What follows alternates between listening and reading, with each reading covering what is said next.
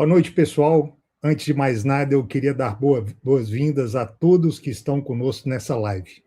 É com grande satisfação que eu entro para, junto com o Rudinei Agostini e com o Marcelo Paiva, a gente está discutindo um pouquinho do tema que talvez seja um dos temas mais relevantes para empresas, para contadores, para advogados, para gestores e empresários brasileiros, que é a reforma tributária. Um tema que está sendo muito dito, né, em todos os canais, sejam eles jornal impresso, na televisão, onde a gente busca informação, a gente vê falar muito em reforma tributária.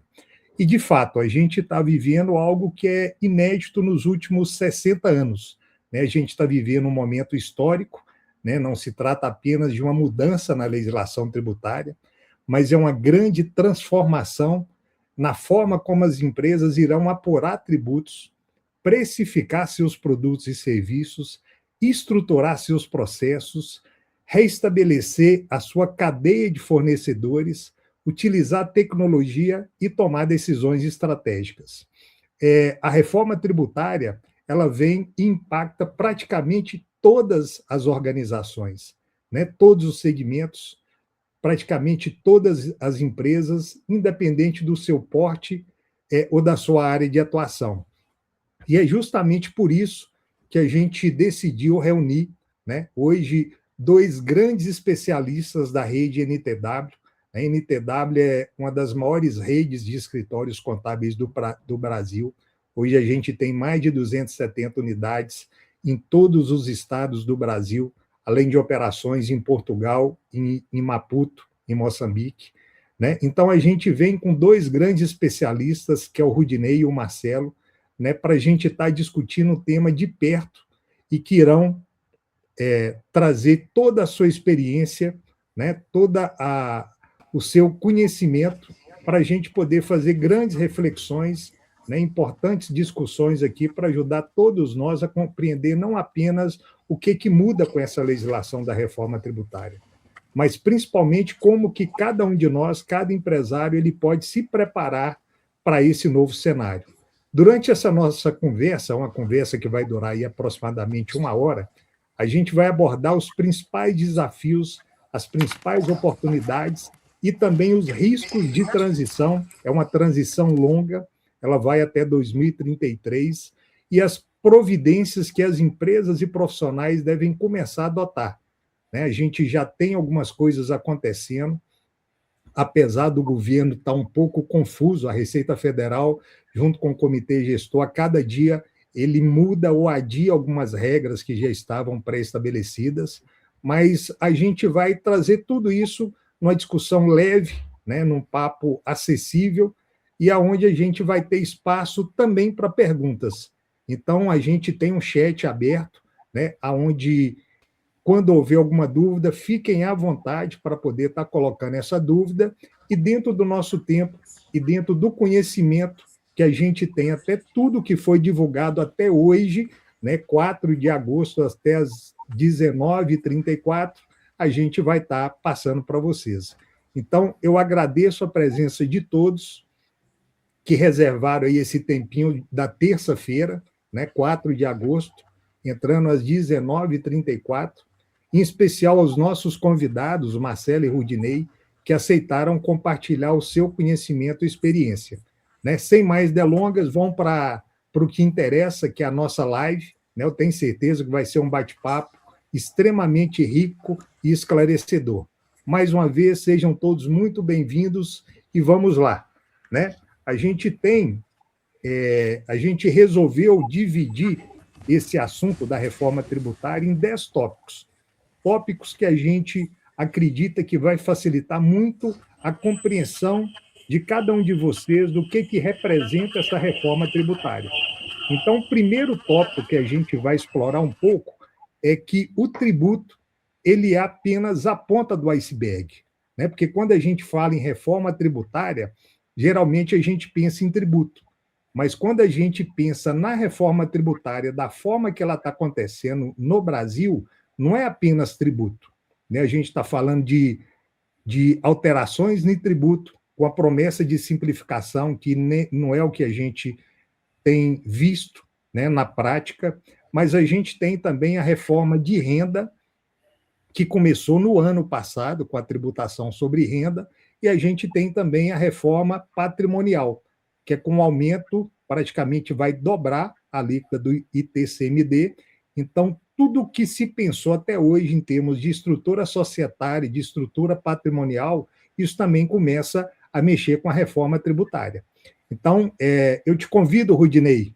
Rudinei é diretor executivo da unidade NTW de Bituruna, que está lá no Paraná.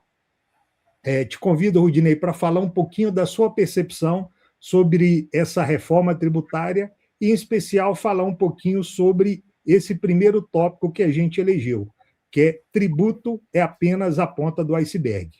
Passo a palavra para ti, Rudinei. Boa noite a todos. É o Marcelo, Nathaniel. Uma satisfação enorme estar podendo participar, poder compartilhar e, por que não, aprender. A gente está aqui muitas vezes para aprender mesmo. Somos eternos aprendizes, como dizem. Então,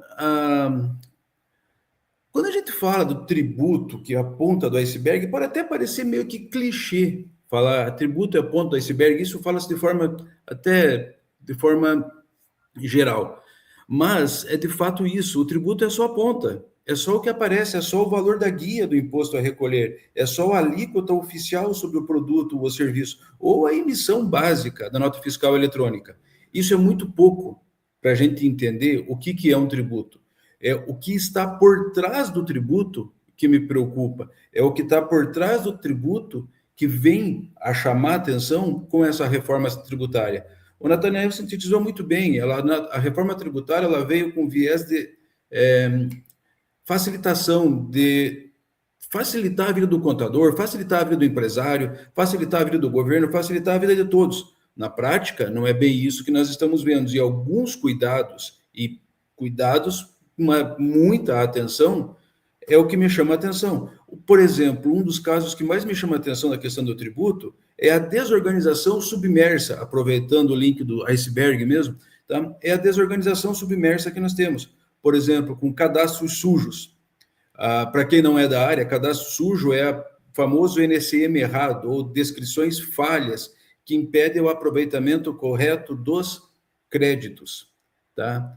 Quando a gente fala do aproveitamento correto dos créditos, a gente já está falando da consequência final, que é o tributo. Porque se você não aproveitar diretamente o tributo, o crédito, se você não aportar de forma consistente, essa desorganização vai fazer com que o tributo seja maior, tá?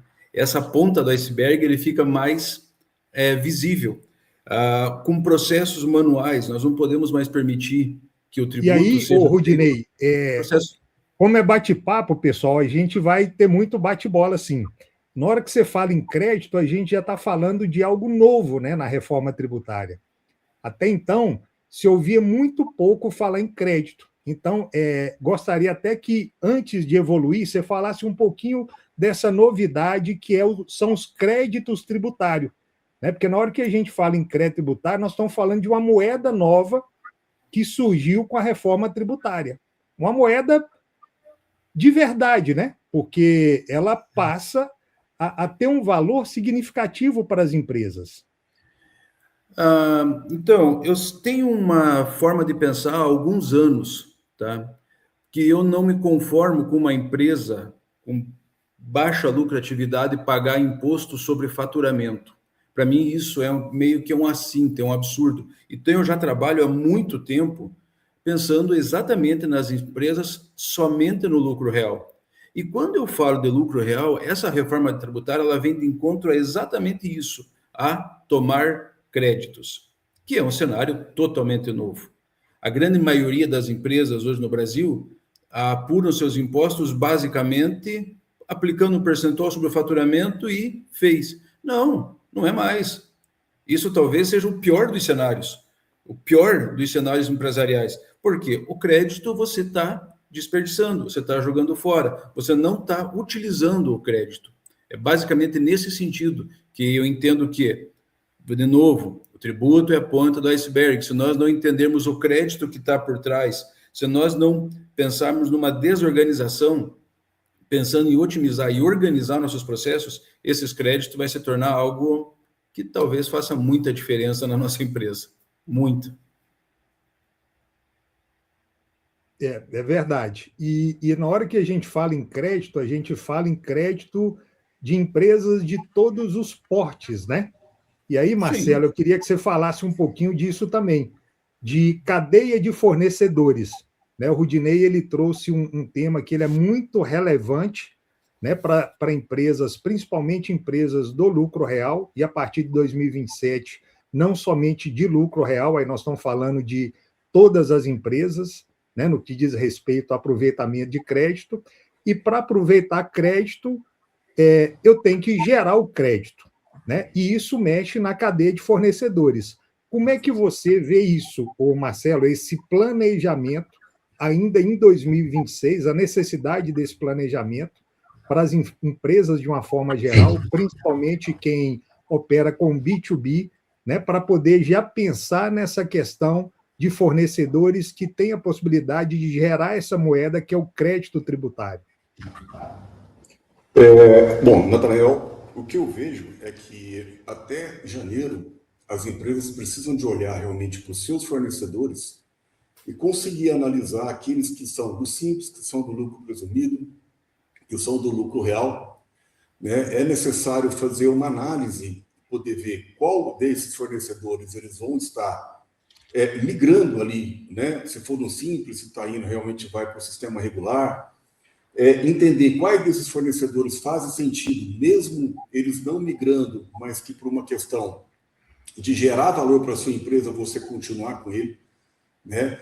E eu vejo que a ideia não é só você, a partir de agora, analisar o preço, mas sim, né, o custo líquido desse produto líquido de imposto. Porque eu posso ter um produto agora que ele é mais barato, mas ele me dá menos crédito do que aqui, talvez, aquele fornecedor que está mais caro. Então, não é só mais analisar preço, né? De que forma que esse fornecedor, eu faço questão de estar com ele, né? E eu ajudá-lo a tomar a decisão do que é melhor. Porque nessa transição também, eu vou ter fornecedores que vou ter redução de preço e vou ter alguns também que vão ter aumento de preço, né? Então, é olhar para esses fornecedores, identificar qual que aquele de fato faz sentido eu continuar com ele e, né, eu fazer esse balanceamento aí para que a gente possa garantir essa moeda que é crédito, né, que ela vai ajudar a gente realmente a poder reduzir nosso débito e a gente poder chegar numa alíquota efetiva correta. Porque se todo mundo for apenas incorporar ali, né, os 27,91% ou com a redução e apenas ir colocando isso para frente, a gente vai ter um problema, né? Então, uma contabilidade ajuda muito para que você saiba a sua alíquota de fato efetiva e que você, né, consiga ter aí uma competitividade no mercado, né? Marcelo, posso fazer uma parte aqui, Marcelo? Porque vem de encontro ao que você vem falando, tá? Nós devemos mapear nossos fornecedores para entender aonde que estão os créditos, porque isso vai fazer toda a diferença na operação final. De repente, aquela margem de lucro talvez nem tenha mais se eu não analisar esse crédito de forma consistente. Mas aí não entra essa questão que a gente já vem debatendo muito em nossos fóruns da contabilidade consultiva, porque eu entendo que a contabilidade consultiva, nesse aspecto, faz toda a diferença para o nosso cliente, faz toda a diferença para a nossa estrutura como profissionais. E um ponto importante, né, pessoal, é que na hora que fala em reforma tributária, em momento nenhum existe a questão da redução de carga tributária. E aí essa efetividade que você mencionou, Rudinei, ela é fundamental, né, Marcelo? Igual você falou dessa assessoria para os empresários poderem escolher bem os fornecedores, primeiro entender qual que é essa jogada da não cumulatividade, que para quem era lucro real não muda muito, mas para quem está migrando, para quem está chegando, para quem está fazendo essa transição, isso é algo novo. Na hora que fala não cumulatividade, na hora que fala em crédito tributário, na hora que fala em relação B2B, B2C, então começa a chegar um monte de termos que são novos, mas que são fundamentais dos empresários começarem a entender, buscar essa informação para poder trabalhar desde já essa otimização dos processos internos. Então, a gente vê uma reforma tributária que ela não tem promessa nem expectativa de redução de carga tributária, redução de alíquota, que ninguém sabe, né, quais serão as alíquotas até hoje. A estimativa é que isso aconteça somente e, infelizmente, após as eleições. Ou seja, a gente vive hoje, nós estamos entrando no segundo semestre, né, já entramos no segundo semestre, no segundo mês do segundo semestre, sem poder falar em planejamento tributário, porque ninguém conhece a alíquota tributária que vai se trabalhar em 2027. Né? Então, a gente vive meio que no manicômio tributário, né? Sem poder planejar, sem poder estabelecer ações efetivas, sem poder pensar em ações comerciais que vão poder gerar algum aumento de faturamento, aumento de margem. Então, ainda está um pouco esquisito. Né? Mas, mesmo estando esquisito, a gente não pode deixar de lado essa discussão. Né? A gente tem que estar atento, a gente tem que estar ajustando o processo. Né? Rudinei abriu a fala dele falando muito bem da questão dos cadastros, né? Do impacto disso na parte de automação dos NCM. Né? Então, não dá para pensar em reforma tributária sem um bom sistema de informática, né? Uma vez que eu estou falando de não cumulatividade, o que gera crédito, o que não gera crédito. Então, tem que estar bem informatizado. E, além de não haver expectativa de redução de carga tributária, há uma expectativa de custo administrativo. Né? Porque, para poder operar em cima de tudo que a gente prevê hoje, é inevitável que se tenha uma estrutura administrativa mais robusta, uma estrutura administrativa que entenda mais dos produtos dessa empresa, que tenha a segurança no cadastro desses produtos da empresa dentro do software que ela vai estar rodando. Né? Essas empresas elas vão precisar de uma assessoria jurídica também mais robusta. Não dá para a gente falar em reforma tributária da forma como está, sem pensar numa estrutura jurídica mais próxima, também de uma estrutura contábil completamente diferente do que se pensava no passado. Que a gente começa a entender que o contador ele vem como uma figura-chave em todas as discussões das empresas, né? Seja na discussão sobre a tributação sobre o consumo, seja na discussão sobre a tributação sobre a renda, que começou lá em 2025, né? Foi aquele presente de Natal onde movimentou toda o período de festas dos empresários do Brasil, aquele alvoroço.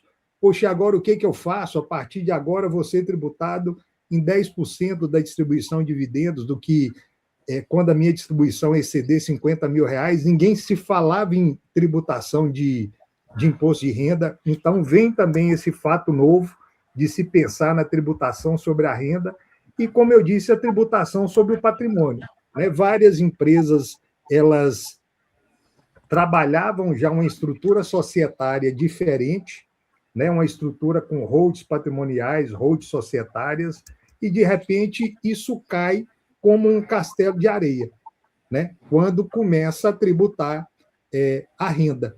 E aí a gente vem com outro tópico que a gente separou para falar um pouquinho, uma vez que a gente não tem expectativa de redução de carga tributária e a gente tem uma expectativa de aumento no custo administrativo, que é o impacto do fluxo de caixa, que ele começa a ser comprometido com a reforma tributária. E aí eu queria te ouvir, Marcelo, qual que é a sua percepção do fluxo de caixa começando a ser comprometido com a reforma tributária? Na reforma tributária, a gente vai viver 3 pilares, né? Que é fluxo de caixa, margem e preço. Né? Ele vai mexer nesses 3 pilares. Então, a questão do fluxo de caixa, a gente já vem de uma situação que é muito polêmica, que é a questão do split payment. Então, ele praticamente, né, ele vai tirar ali do seu caixa um recurso que você tinha ali um prazo médio de pagamento de 20 dias para poder pagar o governo. Né? Então, diante de várias outras situações, o que eu vejo... Ou até mais, né, Marcelo? Às vezes poderia chegar a 60 dias. A 60 dias alguns tributos, exatamente, né? Então, o que eu vejo que mais compromete o fluxo de caixa é a questão do split payment hoje. Porque, né, antes o empresário poderia trabalhar com esse dinheiro ali mais um pouco de recurso, né, investindo em produtos de mais giro ou investimento, e aí o governo, né, ele vem ali já tirando a parte dele e fazendo com que o empresário, né, ele tenha que se planejar melhor, ter um controle mais efetivo do seu fluxo de caixa. Ele tem que trabalhar de uma forma que ele não... eu posso falar que 95% dos empresários que não tem, é trabalhar com fluxo de caixa projetado, ter previsibilidade.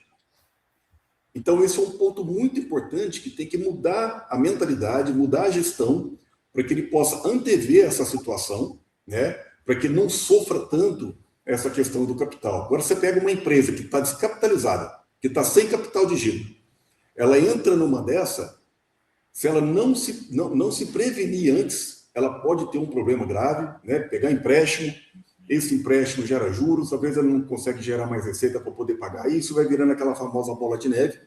Então, acho que o principal ponto, né, obviamente, dele, se ele não perceber, se ele também não ajustar a sua margem a sua formação de preço, né, preservando a sua margem de contribuição, entendendo melhor a sua alíquota efetiva de fato, acompanhando a sua DRE para ver que impacto que ele teve naquele mês, se ele tem alguma gordura ou não ali para poder mexer no seu preço, eu acho que essa questão do split payment, por mais que em 2027 não vai ser obrigatório para todos, é facultativo, mas a partir de 28 vai ser obrigatório, ou seja, em 2027 ainda, o empresário ele tem mais um tempo ainda para poder se reorganizar, para se planejar, para se capacitar e também ter uma contabilidade consultiva que pode ajudar ele nessa previsibilidade, ajudar ele a entender melhor isso e minimizar, né, mitigar um pouco esse risco aí de não comprometer seu fluxo de caixa tanto assim, sabe, Nathanael? É isso que eu vejo, né? Exatamente. Mas e como você disse, né, Marcelo, em 2027 já entra o split payment, se não me engano... Não, mas não é facultativo em 2027. Isso, 2028 é obrigatório. Mas é um escalonado, né? Eles falam até o termo que eles usam, é escalonado a partir de 10 de janeiro de 2027. Então tá aí, né? Ou seja, em 6 meses a gente já começa a ver algo que até então era comum no meio comercial, principalmente com quem trabalha aí com marketplace. O split payment era muito comum nessa repartição aí da receita. Mas o que me preocupa, na hora que a gente fala isso, vê isso na questão tributária, a receita entrando e sugando parte do recurso da empresa, né, talvez chegando aí até em 60 dias para empresas do lucro real, né, Rudinei, que recolhe alguns impostos no último dia do mês subsequente, a gente vê uma sangria muito grande, né, e uma necessidade de um outro instrumento que até então poucos empresários utilizavam, que é a DFC, que é conhecer o fluxo de caixa dele, ou seja, de onde está vindo, para onde está indo, né, em qual frequência que está entrando, qual que é o meu prazo médio de recebimento, o meu prazo médio de pagamento. Então, começa a entrar um monte de indicadores que até então não eram observados pelo empresário e que vão impactar. Né? E a gente vê numa tacada que a Receita ela meio que ela vai eliminar o parcelamento tributário. Porque se ela retém a parte dela, não haverá mais inadimplência. Né? Porque há uma diferença muito grande do empresário que sonega do empresário que está inadimplente. O que sonega fez um monte de coisa errada e não gerou as guias com o que de fato era devido à Receita. Esse é um sonegador. Agora você tem a questão do inadimplente, que por algum motivo, e por muitas das vezes não é por má fé, aconteceu alguma coisa que impediu ele de fazer o pagamento do imposto, alguma coisa que uma folha de pagamento, sei lá, alguma coisa que ele teve que contingenciar, onde ele atrasou o pagamento. Então, ele não é um sonegador, ele é um inadimplente perante ao fisco. Mas não vai existir mais essa condição. né? Então, os Exatamente. parcelamentos que a Receita até então permitia, né, não vou nem falar dos parcelamentos especiais, os parcelamentos convencionais vão deixar de existir, né? E a gente entra também num buraco negro. Como é que vai funcionar isso? Ninguém sabe, né, Rudinei? Não sabe, porque, voltando a falar do mapeamento de fornecedores, nós vamos ter que escolher o fornecedor que está dentro do split payment para a gente poder utilizar esse benefício do imposto para ter essa garantia, porque eu só vou poder me apropriar desse crédito com a extinção do débito do meu fornecedor. Eu tenho que estar com essa operação toda ela limpa. Eu não posso, tá? Ou seja, se o fornecedor não pagou, refletiu no contribuinte, né? Com certeza. Esse famoso float, que é esse espaço que a gente tem de pagamento, que é esse caixa temporário, ele fica mais comprometido ainda, tá? Porque além do caixa temporário que você deixa que ter, você está assumindo uma carga que talvez não fosse sua, tá? Então fica muito mais comprometido ainda, sem dúvida nenhuma. E aproveitando, né, Nathaniel e Marcelo, a gente tem essa incerteza e é umas perguntas muito contundentes dessa questão. Nós temos um processo eleitoral previsto para dia 25 de outubro. E essas alíquotas, essas aprovações, elas devem passar pelo Senado, tá? E o Senado, esse ano, 2/3 será renovado. Então, quando que será essas aprovações? Quando que nós teremos esse planejamento? Quando que nós poderemos aplicar de fato isso? É algo que chama a atenção. Se nós esperarmos até lá, por mais que não aconteça nada, mas se nós esperarmos até lá para tomar uma decisão, para começar a se reorganizar aqui, eu penso que nós teremos sérios problemas para 2027, sim, tá? Sérios problemas. Exatamente, mas também tem oportunidades tributárias, né, Rudinei? Sim. E como é que você vê esse cenário, né, de trabalhar para poder não perder essas oportunidades tributárias? Vamos partir do ponto que as obrigações acessórias serão mais rígidas, certo? Ou seja, eu penso dessa forma, as obrigações acessórias serão mais rígidas. Nós teremos a extinção de alguns benefícios antigos. O que eu começo a entender? Que as regras serão mais claras. O que pode e o que não pode. Crédito amplo. Essa premissa do crédito amplo me agrada muito. As empresas poderem utilizar o crédito de forma ampla. Não só o que é essencial à minha empresa, é tudo. Isso faz com que eu consiga criar novas oportunidades, eu consigo criar novos conceitos para a minha empresa, inclusive com o lucro real, pagando meus impostos de forma justa, de forma equilibrada, não de forma hipotética como é hoje. Tá? Nós podemos aproveitar o aproveitamento dos créditos, tá? Eles serão de forma muito mais clássica, ou seja, tudo que nós comprarmos, eles nos dará os créditos. E isso aparece oportunidades ímpares para nós. Por exemplo, como é que a gente vai poder vincular o crédito? O aproveitamento dos créditos ele passa a depender exclusivamente da regularidade fiscal de terceiros. Então, quando a gente pensa em recuperação, quando a gente pensa em buscar créditos, a regularidade já está toda pronta, ela já está toda montada, ela já está toda organizada. Nós não teríamos grandes dificuldades, nós simplesmente utilizaríamos. Mas, eu volto a falar, a desorganização fiscal gera perda de oportunidades tributárias, quando impede o aproveitamento de créditos e incentivos legais.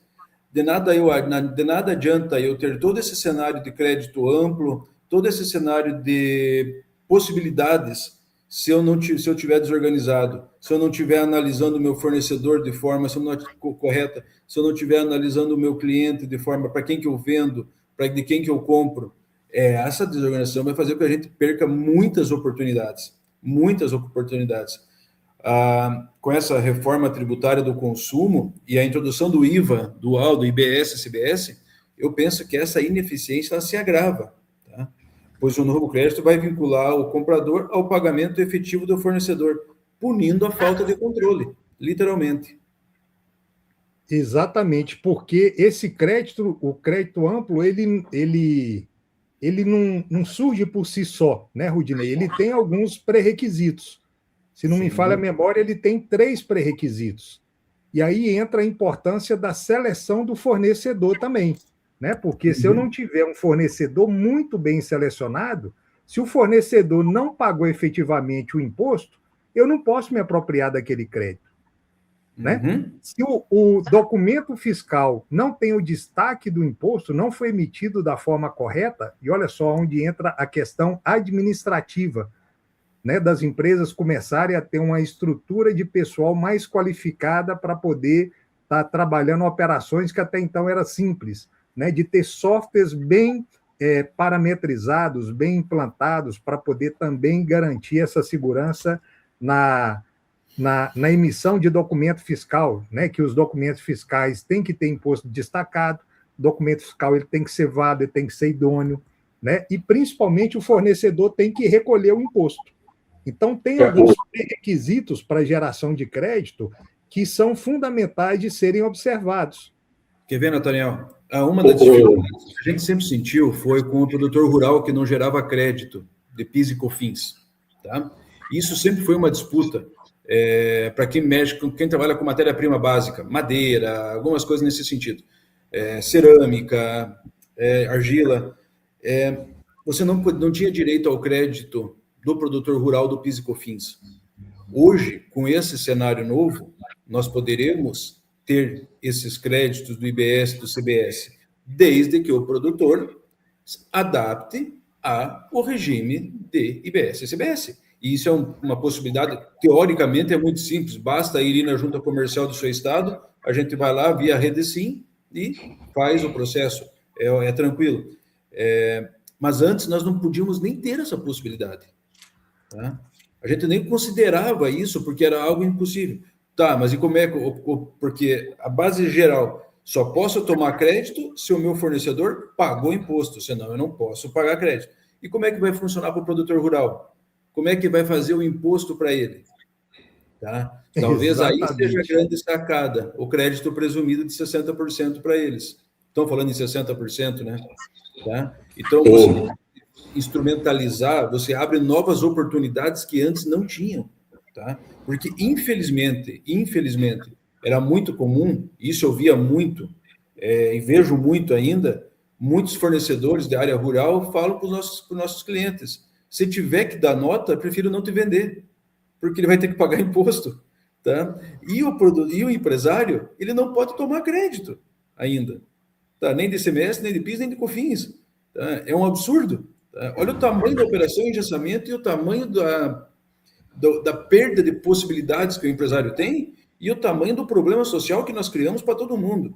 Tá? Porque daí a gente entra na esfera do imposto de renda, esse dinheiro é pago, aí vira uma confusão, nós dependemos aí de umas 3 horas de conversa para poder tentar clarear ela. Mas essa foi a parte boa da reforma tributária, né, Rudinei? Que foi o que você citou, né, Marcelo? Que foi uma legislação dar uma clarificada com relação ao que gera e o que não gera crédito, que era uma das coisas que mais gerava litígio nessa perspectiva tributária. Ou seja, pode ou não posso apropriar crédito PIS, COFINS de determinada despesa? Né? O que efetivamente faz parte da operação da empresa? Então, agora ficou muito claro. Né? Então, isso facilita muito para o empresário, né, para poder entender o que gera crédito. Isso facilita para o empresário na tomada de decisão do que ele vai... de como é que ele vai trabalhar a precificação da empresa dele, força, mas ao mesmo tempo força o empresário, mais uma vez, a fazer uma seleção na cadeia de fornecedores dele. Não é isso, Marcelo? Exatamente, Nathaniel. É por aí mesmo.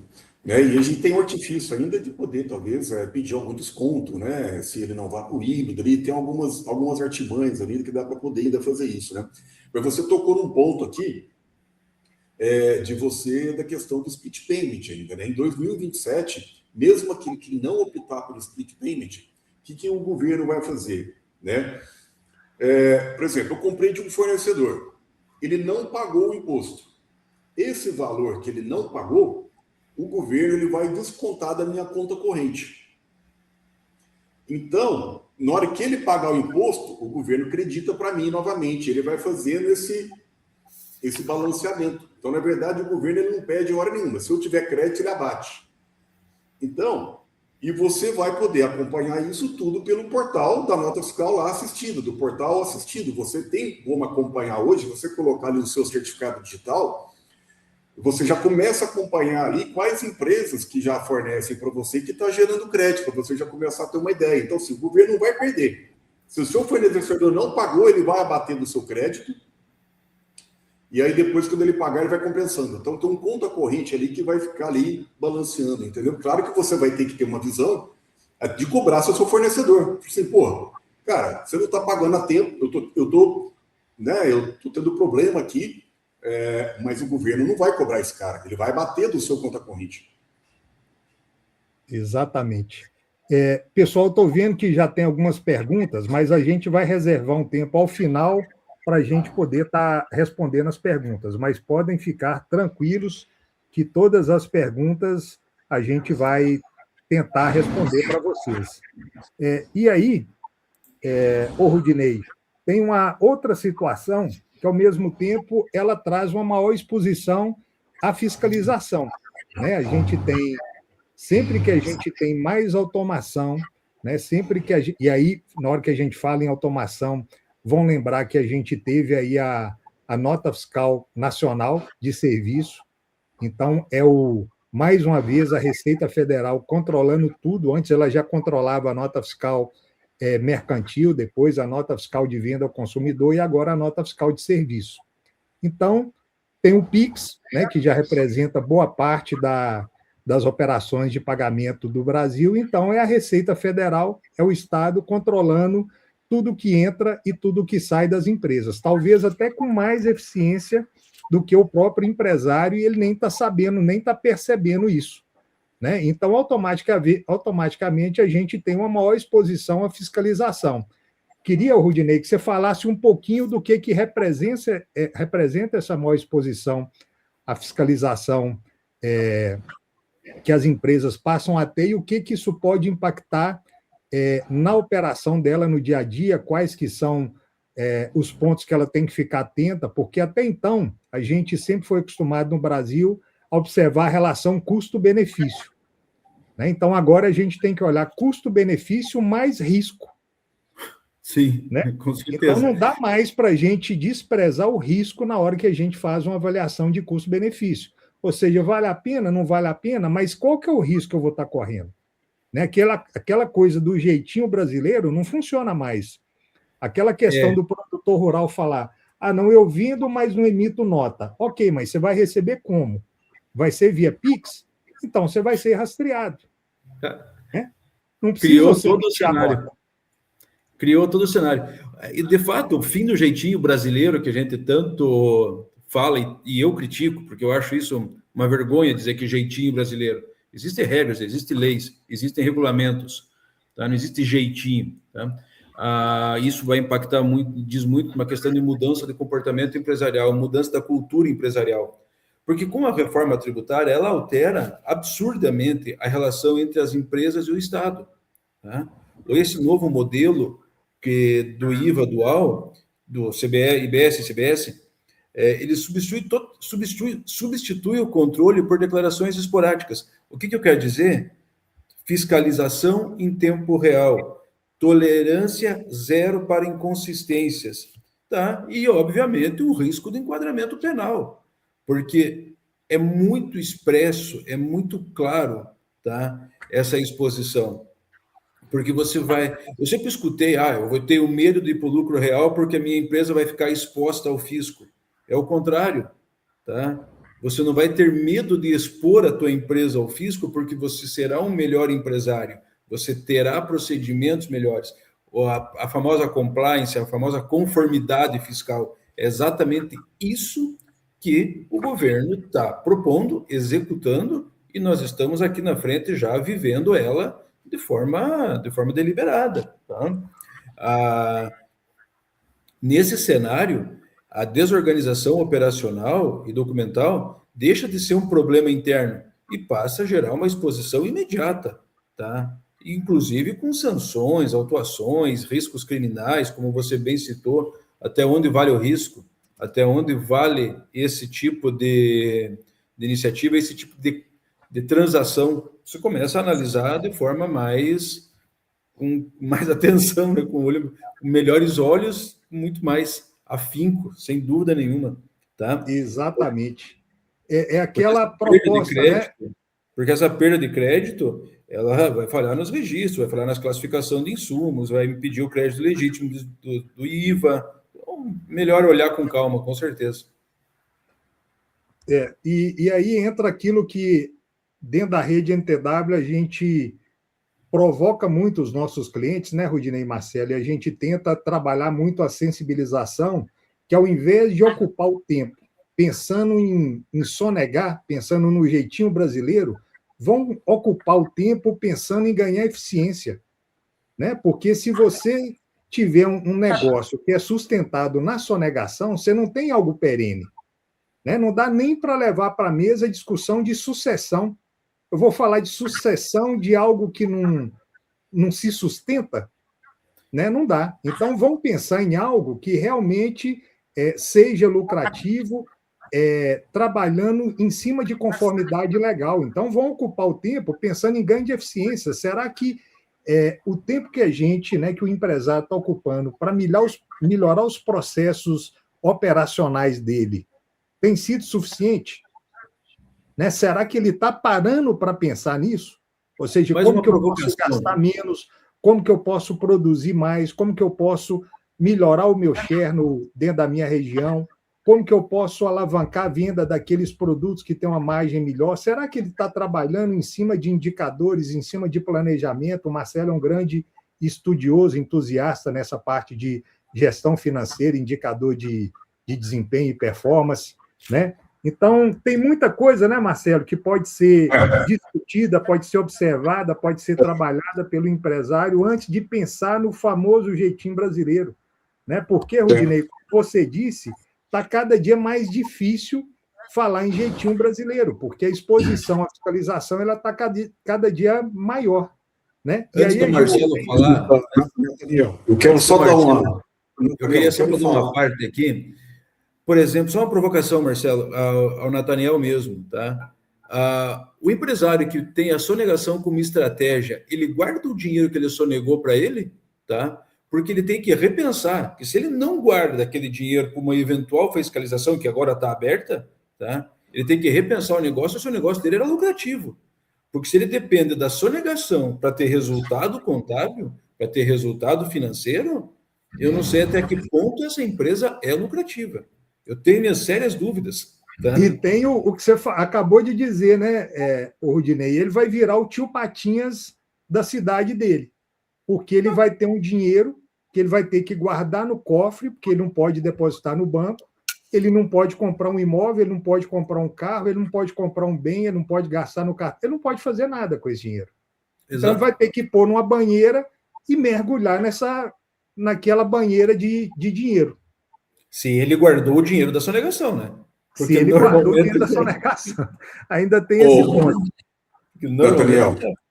Nathaniel, eu costumo dizer aqui, porque se o lucro está na sonegação, ele está enrolado, porque ele vai ter que emitir nota de tudo.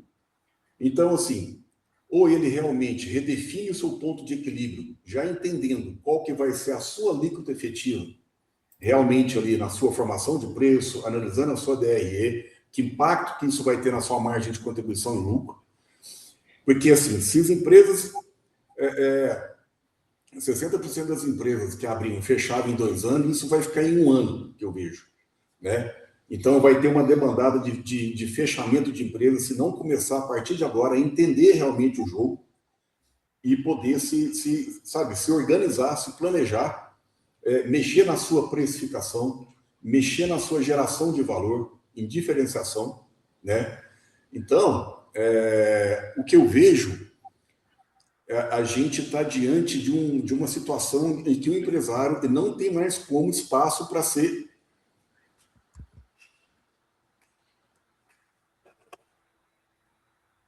Acho que travou Parece que o Marcelo travou, mas eu imagino que ele ia complementar, não tem espaço mais para ser amador, né? Não dá para a gente empreender mais de qualquer jeito.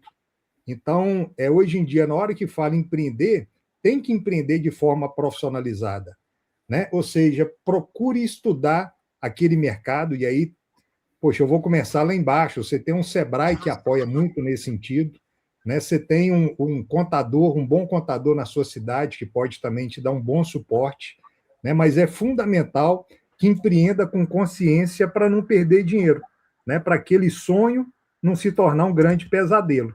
E aí a gente tem, dentro do que o Marcelo estava falando, né, Rudinei, a questão de se eu quero ter um negócio com menos risco, se eu quero ter um negócio mais lucrativo, eu tenho que eliminar a dificuldade de obtenção de crédito tributário. E o que você vê, Rudinei, como uma estratégia para poder fazer isso? Compliance, estudo, organização, rever processos, principalmente rever os processos internos, repensar totalmente a tua empresa, analisar o cenário macro e microeconômico, aonde você está inserido, de quem você está comprando, para quem você está vendendo, ou seja, todo o universo que você pensou quando pensou em abrir sua empresa, ou teu comercinho varejista, tua indústria, tua prestadora de serviços, como uma consultoria, que tem uma pergunta aqui, quando você pensou nesse universo, tá? Repensar novamente, para que você não fique refém, tá, de uma operação ineficiente. Basicamente isso, analisar direito, com certeza. Exatamente, senão o que acaba acontecendo é uma perda de competitividade, né, Rudinei? Porque E aí, se eu não tenho bons processos, se eu não tenho isso tudo bem definido, eu não sou competitivo, porque eu não vou conseguir fazer uma boa precificação. Você vai cair em juros elevados, você vai cair em custo de capital, você vai cair em guerra fiscal, tá? Tem um monte de situações que você vai se tornar complicado demais para você trabalhar, porque a tua perda de competitividade, ela é inerente, tá ali, tá dentro da tua operação. Se você não repensar totalmente, tá? Você vai cair nesses juros altos, inflação, carga tributária pesada. Voltando ao começo da live, nós entendemos que a reforma tributária não vem para diminuir impostos, tá? Ela não vem para facilitar a nossa vida. Ela veio para facilitar a vida do governo. Ela veio para facilitar ali, tá? Ele não está olhando de forma, como eu vou fazer uma frase do professor Piraci, ele não está preocupado com o apocalipse que nós teremos agora no final do ano, com uma enxurrada de regulamentos que não tem nada aprovado direito ainda. Não está preocupado. Nós temos que fazer, tá? E agora, em setembro, nós não temos que fazer agora a opção do simples pelo híbrido ou pelo tradicional, tá? Então, a gente tem que projetar uma ideia de negócios sem muitas bases. Pelo menos, eu vi agora o botão do arrependimento, que você pode se arrepender da tua opção que fez em setembro, você pode se arrepender em novembro, né? Então a cada 6 meses vai ter essa opção. Você tem o botão do arrependimento. O apelido é o botão do arrependimento. Se arrependeu do que você pensou, na verdade, você nem pensou, tá? Você foi de forma levada, né? E isso, a tua perda de competitividade é enorme. Não é mais aquele negócio, você se espelha no que o outro está fazendo. Se você não olhar de forma interna, você está fora. Com certeza está fora. E aí tem risco para sócios e administradores, né, Marcelo? Porque a tomada de decisão, ela começa a ter uma necessidade de ser muito rápida, né? Tem que repensar o negócio o tempo todo, até para poder apertar o botão do arrependimento o quanto antes, né, Rudinei? Se fez uma opção errada, né? Não dá para insistir no erro, né? Eu tenho que repensar o meu negócio o tempo todo. Então, é como se a cada período, a cada 6 meses, eu parasse e refletisse o seguinte: se eu fosse começar o meu negócio hoje, do zero, como é que ele seria? Uhum. E aí, não só sobre a questão tributária, se vai ser simples nacional, se vai ser por dentro, o recolhimento de imposto, se vai ser por fora, mas como é que seria o meu negócio de uma forma geral, sob a perspectiva de gestão, né, sob a perspectiva de comercial, sob a perspectiva de entrega de valor para o cliente, dos produtos que eu estou comercializando, do serviço que eu estou entregando, né, da parte... Eu lembro que tem uma pergunta aqui falando sobre serviços intelectuais. Então, como é que eu estou me posicionando com relação a isso? Como é que está a minha formação de preço? O que de fato está sobrando para mim, enquanto o principal agente é correr risco dentro desse jogo, né? Enquanto empresário, eu sou a única pessoa que corre risco. E aí, será que está justificando o risco que eu estou correndo de empreender? Muitas das vezes estando distante da família, de filhos, da esposa, né? Trabalhando de segunda a segunda, aproveitando todos os tempos para poder estar fazendo benchmark, parando, aprendendo, né? Que é o que a gente está fazendo aqui nesse momento, mais aprendendo do que compartilhando experiência e conhecimento. Então, empreender começa a ficar uma coisa meio que extremamente exigente para sócios e administradores. E como é que você vê isso, Marcelo? Esse risco para sócios e risco para administradores nesse novo cenário da reforma tributária? Eu vejo assim, sabe, com muita preocupação. Por quê? Além de todo esse impacto que a gente vai ter na reforma tributária, a gente vê ainda muitos empresários que talvez estão sozinhos, eles estão na solidão com relação a ter apoio e informação mesmo, né? Um pouco por parte do governo, que ainda segura informação, está desorganizado, né? Por conta ainda de alguns profissionais contábeis que ainda estão, o que eu digo, ainda não estão estudando afinco como poderia passar para os seus clientes, né? Então, assim, eu vejo o risco de todos os lados, principalmente também do próprio empresário, que ele precisa, mais do que nunca, mudar a mentalidade, porque eu sei que nós vivemos num país em que o brasileiro, ele é muito trabalhador, ele é muito produtivo, ele é um povo que dá duro, só que ele vive muito no operacional. Ele vive muito no operacional da sua empresa no dia a dia, pouco no tático e nada praticamente no estratégico. Então, eu acho assim, tudo bem, o empresário sozinho, eu falo que tem que ter pelo menos assim, começar 90, 70 no operacional, 20 no tático e 10 no estratégico do seu tempo. Mas eu vejo que com a reforma tributária, ele vai ter que começar a dedicar mais tempo em ser mais tático, em controlar, em acompanhar, precisar de ver indicadores, sentar com o seu contador e pedir para que ele reúna com você mensalmente para apresentar informações para tomada de decisão. Então eu falo, né? O contador vai viver agora um momento ímpar na vida dele de poder ajudar e preparar esses empresários para esse novo impacto.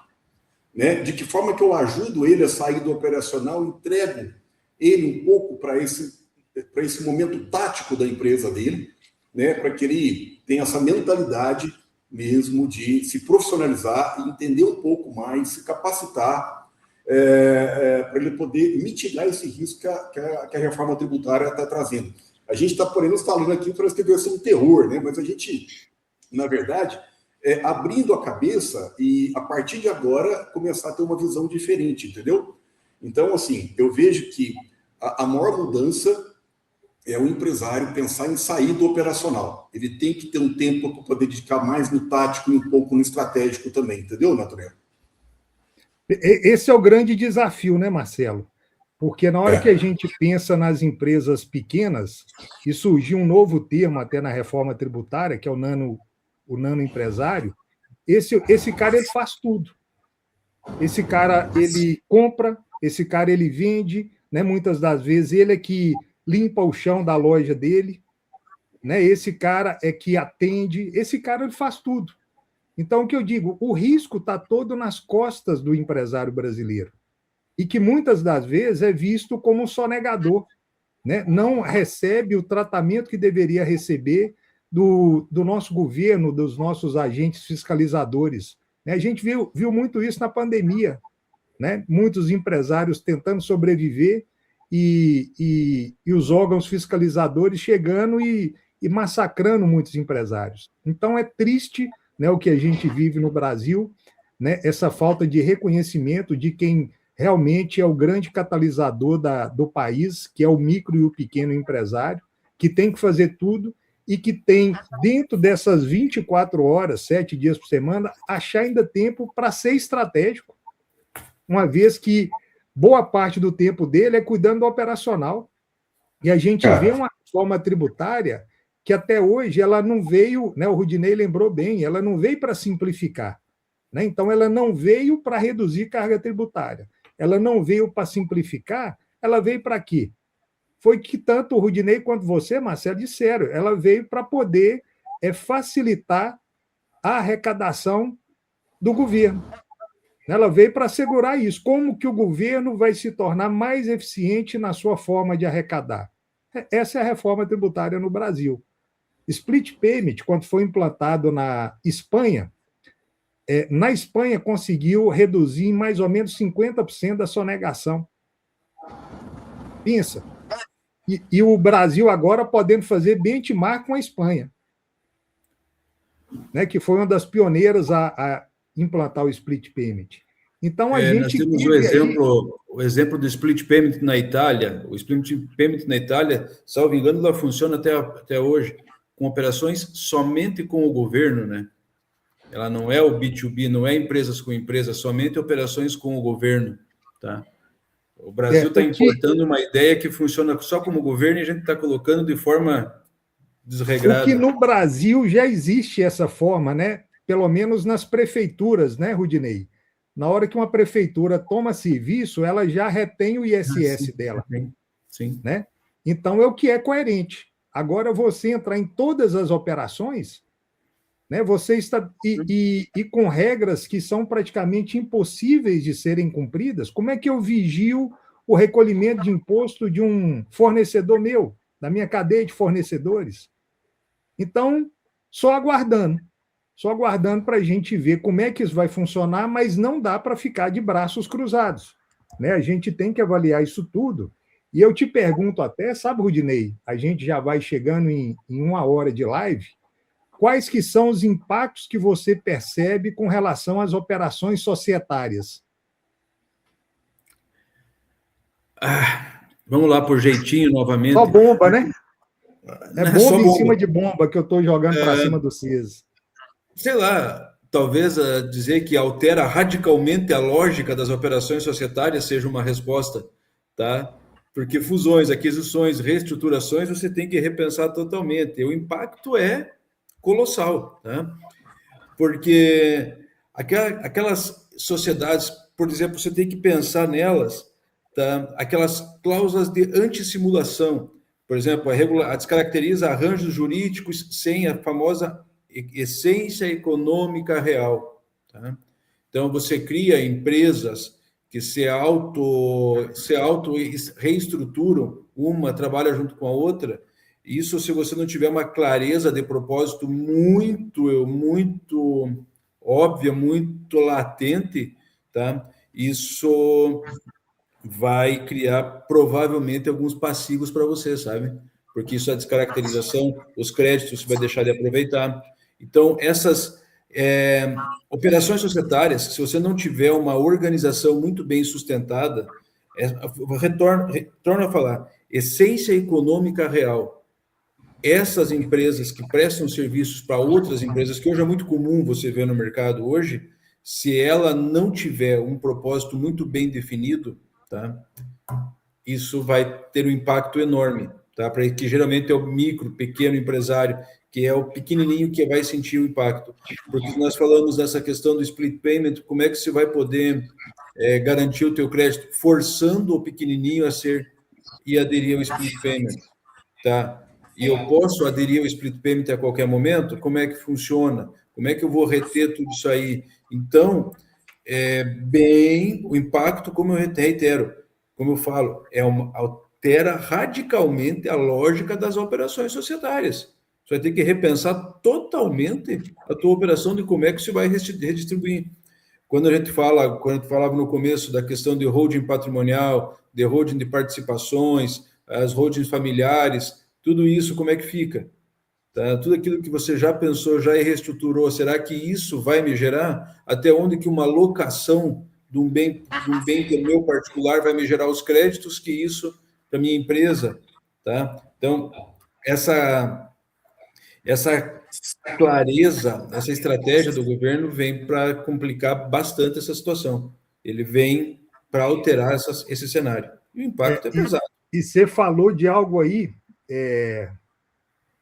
que é importantíssimo, né? Que vai ser um segmento altamente afetado, que não era tributado, que é o segmento de locação. Então, Sim. a gente tem um IBS chegando, né? A locação ela ficava meio que no limbo ali, sem recolhimento de ISS, e agora começa a ser tributada. E aí, será que esse empresário começa a emitir nota fiscal também? Será que esse empresário do segmento de locação ele já está se preparando para isso? Ou está aguardando 2027 as coisas acontecerem para poder parar e repensar o seguinte: poxa, qual que vai ser o impacto na minha composição de custos? Né? Agora eu tenho um imposto que eu não tinha. Será que não é hora de eu começar a rever isso e sentar com os meus locatários? Né? Então, tem muita coisa que precisa acontecer e precisa acontecer já. Né? O certo é que o empresário, diante disso tudo que está acontecendo, ele não pode ficar de braço cruzado, não pode ficar com a bunda na cadeira. Ele tem que levantar, tem que se movimentar, tem que buscar conhecimento, tem que se aproximar do seu contador, né? Tem que tentar buscar resposta para as dúvidas que ele tem e para as dúvidas que vão surgir, né? Porque cada dia que a gente estuda mais, cada dia que a gente pesquisa mais, por incrível que pareça, mais dúvidas começam a surgir, né? O jogo está bem interessante. E aí, pessoal... Nathaniel. Oi? Pode falar, Marcelo. Só complementando essa questão da questão societária, né? O que mais talvez trava hoje uma empresa, você imaginar que você quer ter um investidor na sua empresa, né? Você quer buscar um recurso de investidor, você quer talvez vender sua empresa para um grupo. O que eu vejo que o mais problema é de você ter esse passivo fiscal oculto, que talvez ele está ali de uma forma que desconhecida, mas que esse investidor ele vê que tem uma pontinha ali de algo que está errado, você já pode perder uma negociação inteira, um dinheiro que estava para poder entrar, para você pôr recurso, para você alavancar.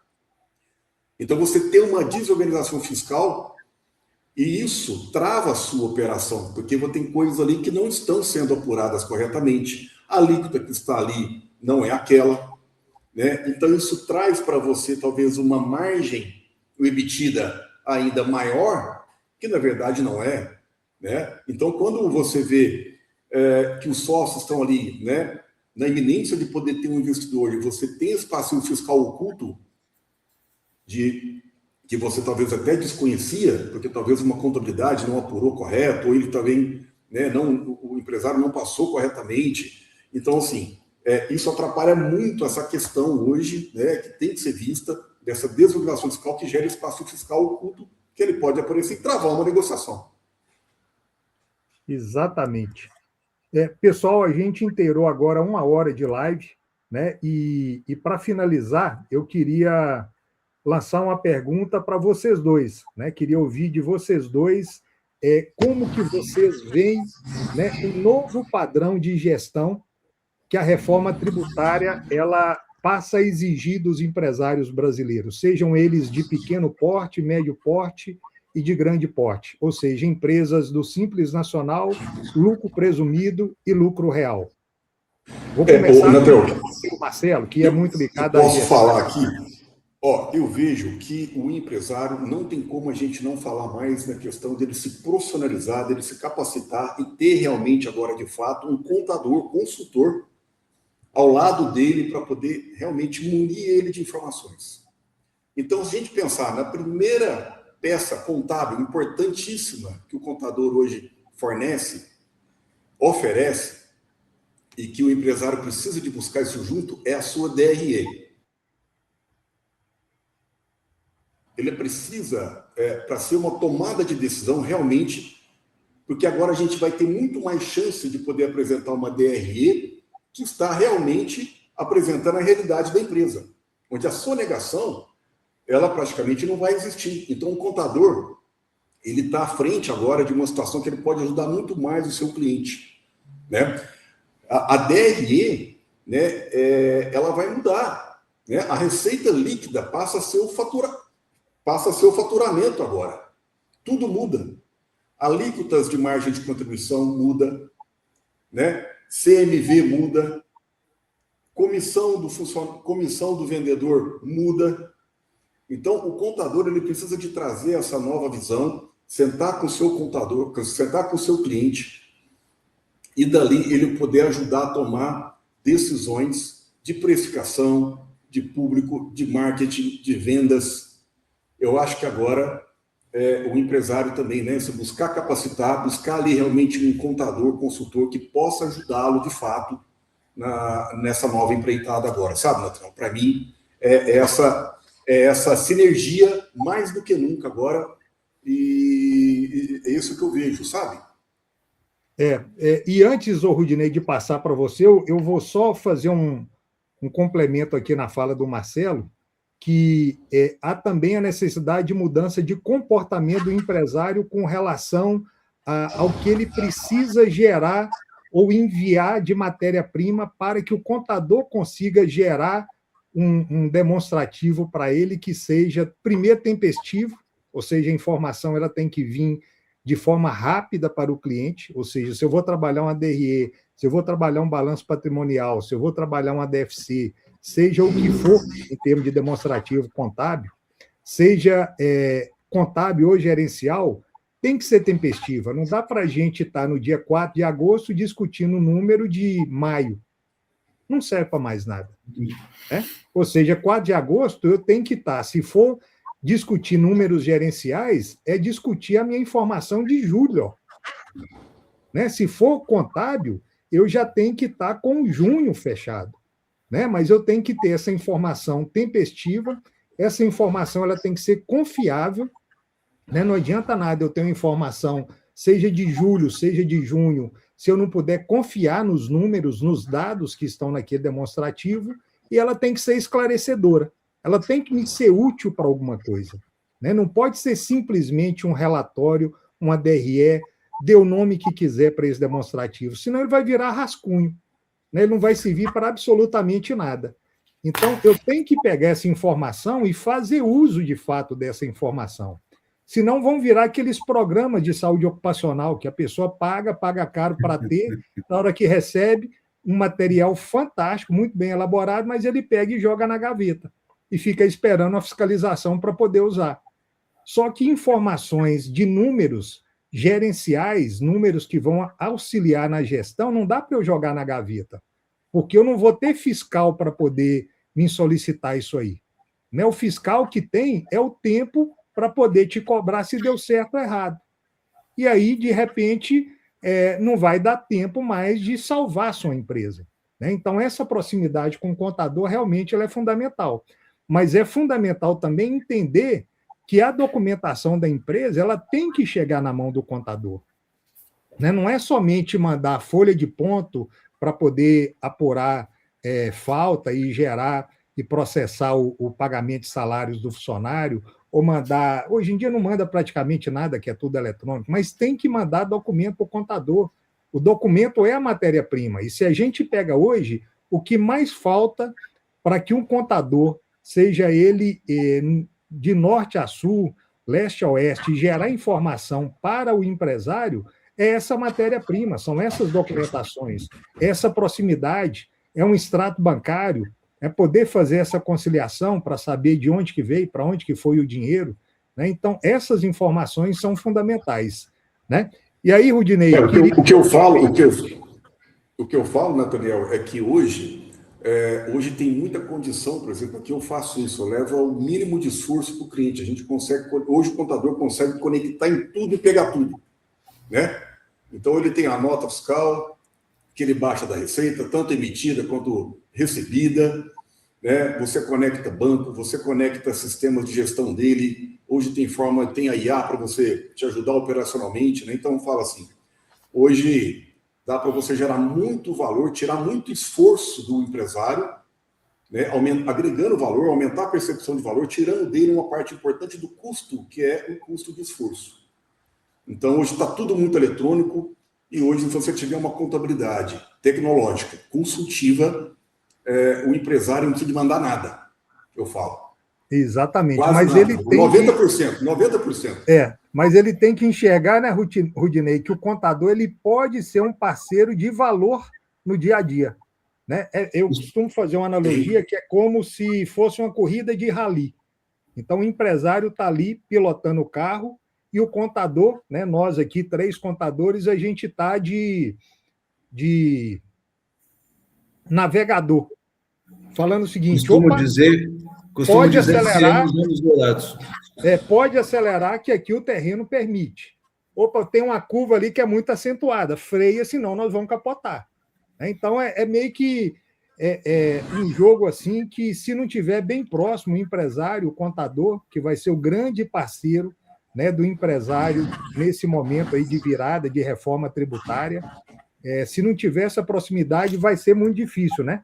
Então, gostaria de te ouvir, Rudinei, para a gente encerrar, caminhar para o encerramento da nossa live, como é que você enxerga esse novo padrão de gestão que vai ser exigido a partir de agora, né? Não vou nem falar 2027, não, que já está sendo exigido do empresário brasileiro. Eu vejo assim, que não cabe mais o amadorismo, tá? E talvez aquele propósito que eu tinha de quando me formei, tá? É exatamente esse cenário que está se apresentando agora. Eu vejo que para a nossa profissão de contadores, nós teremos anos dourados pela frente, nós teremos bons anos pela frente. Nós teremos a oportunidade de trabalhar dentro das empresas, fazer com que as empresas entendam, tá, que aquele relatório é fundamental para uma tomada de decisão. Fazer com que aquela informação que ele possibilitou que nós tivéssemos acesso fizesse toda a diferença no processo e na estrutura dele, tá? Faça teu cliente ganhar dinheiro que você vai junto. E como é que eu vou conseguir fazer com que o meu cliente entenda o jogo? Com ele abrindo as portas da empresa dele com RP facilitando a integração de dados, com o banco dele, com todas as contas integrando com as nossas informações, com você ter buscadores de notas fiscais, graças ao bom Deus e à tecnologia, que a partir desse ano, 2026, nós conseguimos pegar as notas fiscais de serviço de qualquer lugar do país, facilita um monte a nossa vida isso, tá? E isso proporciona com que a gente tenha uma entrega muito melhor, tá? Não tenho dúvida disso. A gente consegue fazer uma entrega muito mais interessante para o nosso cliente. Interessante que eu digo é o seguinte, empresa dele 100% correta, declarada, movimentação bancária ok e pagando imposto de forma justa e equilibrada, que é o que eu penso como cenário ideal. Oxalá que tenhamos. Exatamente.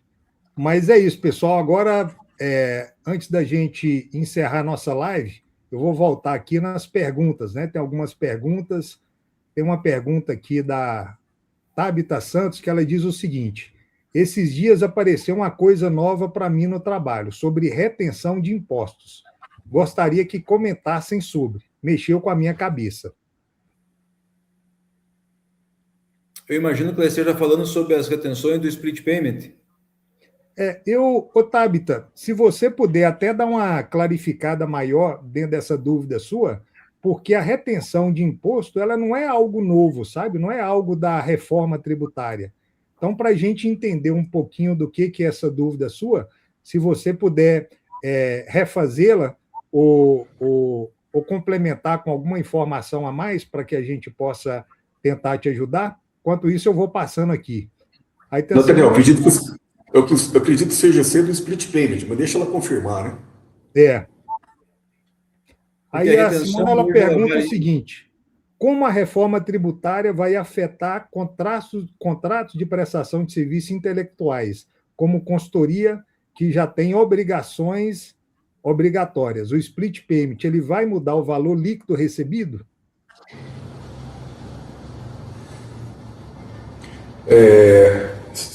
Simona, né? Simona.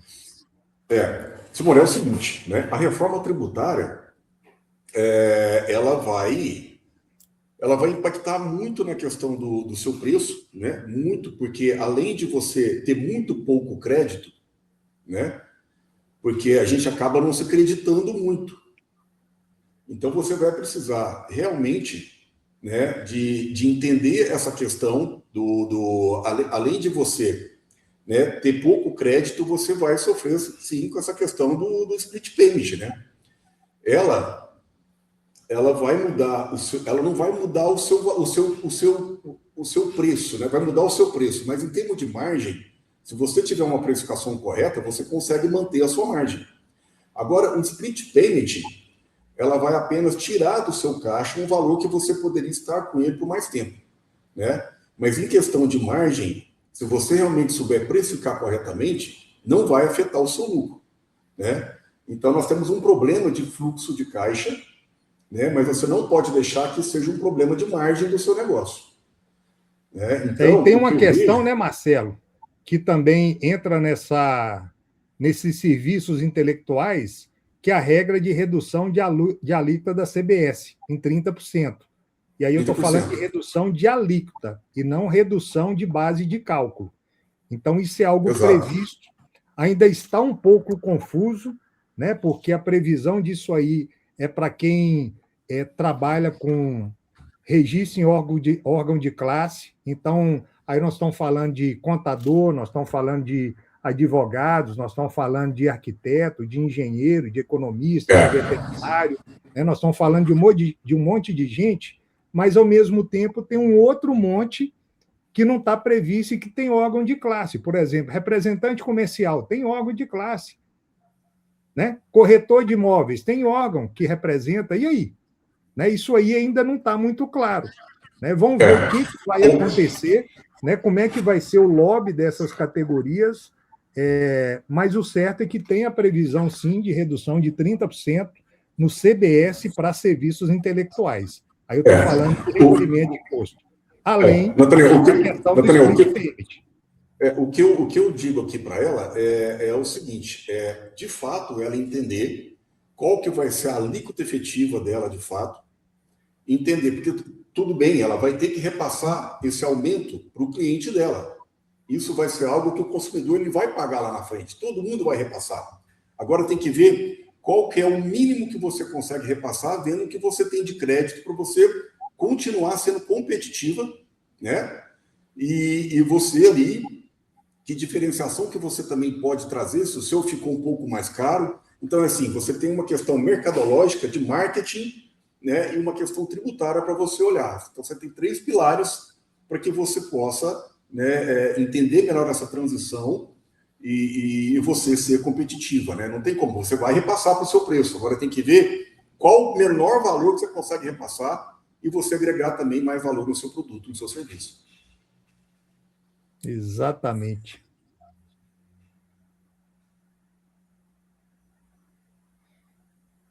Estou tentando chegar aqui.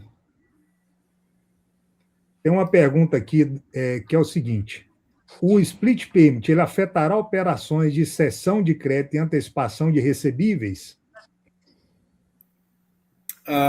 Sim. Acho que é o William, né, que fez a pergunta, pelo que eu estou vendo. Will. Sofre uma mudança estrutural com o split payment. A lógica do sistema é que o valor correspondente ao IBS e ao CBS não pertençam ao fornecedor e nem à instituição financeira, mas sim ao fisco desde o momento da emissão da nota, tá? Então, a regulamentação blinda essa parcela tributária para garantir que o dinheiro do imposto não seja desviado do mercado financeiro. Tem essa blindagem que estrutura no valor mínimo ali, tá? Que é a trava bancária e o valor líquido dos recebíveis. Que nas operações tradicionais hoje, a empresa cede 100% do crédito, do direito creditório da nota fiscal para o banco, ou fundo de investimento em direitos creditórios. Com o split payment, o banco só pode considerar como garantia ou objeto de desconto o valor líquido da nota, tá? Então já vai estar o IBS e o CBS retido, tá? Tem a segregação da fonte.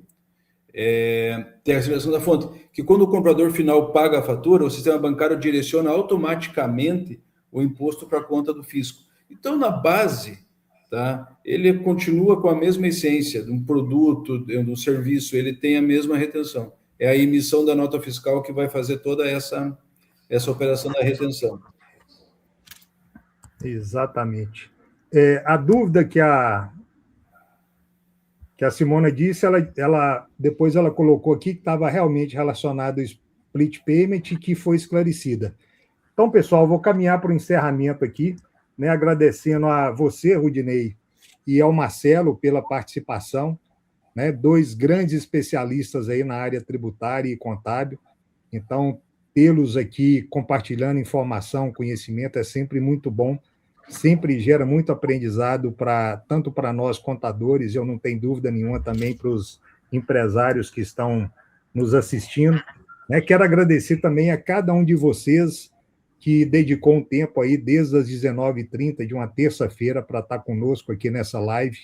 Né? A participação de todos ela é fundamental para que momentos como esse eles continuem acontecendo. Né? A reforma tributária ela está só no começo, ela é muito mais do que uma mudança na legislação, né? Ela representa uma transformação na forma de gerir negócio, algo que a gente disse aqui o tempo todo, né? E a gente até encerrou com essa pergunta, falando sobre o impacto na gestão dos negócios a partir da reforma tributária. Então, esse é o momento de nós nos prepararmos, né, para poder enfrentar esse novo, né, que está por vir, e é um novo para todos. É momento da gente revisar processo, é momento da gente assumir um papel cada vez mais estratégico junto às empresas. É o que o Marcelo disse, né? Hoje em dia, a maioria dos empresários eles estão muito no operacional, então agora é hora da gente parar e pensar um pouquinho no estratégico. Como é que eu vou fazer para ser competitivo em cima dessa reforma tributária? Ou seja, eu não posso permitir que essa reforma tributária acabe com o meu sonho. Né? Então, é hora de ir para a luta, ir para a guerra. Contem com nós, contadores, né, para estarmos do lado de vocês nessa batalha. Né? Nós somos soldados e estamos aí do lado de vocês para poder estar vencendo aí, enfim, ajudando a entender essas mudanças e superar os desafios que tem pela frente. Eu espero que essa live ela tenha contribuído de alguma forma para ampliar o conhecimento, o entendimento de vocês com relação à reforma tributária e continue acompanhando os nossos conteúdos da NTW, se inscreve aí, clica no link para você ser informado de antemão de tudo que a gente vem promovendo de live, né, para poder gerar informação para o mundo contábil e empresarial. Né? Tudo está só começando. Né? A gente está em agosto de 2026, de uma reforma tributária que tem um calendário, que tem um cronograma que vai até 2033. Então, é muito tempo, é muito conteúdo, é muita informação, é muito bate-papo que a gente ainda vai estar promovendo daqui até 2033. Só que só faz sentido isso tudo se vocês estiverem do nosso lado, né? Porque nós, com certeza, estamos do lado de vocês para ajudar na realização do sonho de cada um. Um grande abraço a todos, agradeço mais uma vez o Marcelo, o Rudinei, muito obrigado pela participação e até a próxima, pessoal. Um abraço, tudo de bom, gente, obrigado. Eita, até mais, até a próxima. Até mais.